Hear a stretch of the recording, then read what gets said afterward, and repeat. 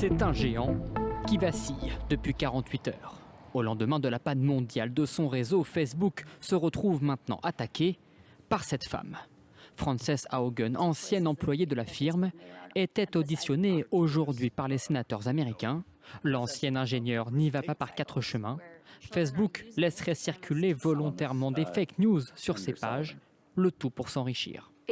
Oui, Facebook a réalisé que s'ils changent leur algorithme pour être plus sûrs, les gens passeront moins de temps sur leur site. Ils cliqueront moins sur les pubs et ils gagneront moins d'argent. La lanceuse d'alerte va plus loin. Pour elle, l'empire Facebook deviendrait même meurtrier. Dans son viseur, le réseau social Instagram, propriété du groupe.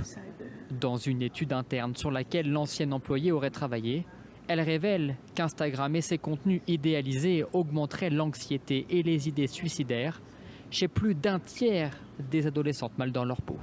Des accusations réfutées par les dirigeants qui se permettent même de contacter en pleine audition une sénatrice sur sa messagerie Facebook pour discréditer l'accusatrice.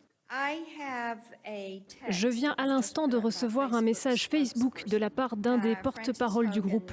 Il me dit que vous n'avez jamais travaillé chez eux dans le domaine de la sécurité des contenus pour enfants et donc que vous n'êtes pas habilité pour parler d'un tel sujet. Autant de remous qui mettent à mal l'empire financier de Mark Zuckerberg. La panne d'hier a fait chuter le cours du titre Facebook de près de 5%. Pire, depuis la mi-septembre, le créateur du groupe aurait perdu 19 milliards de dollars.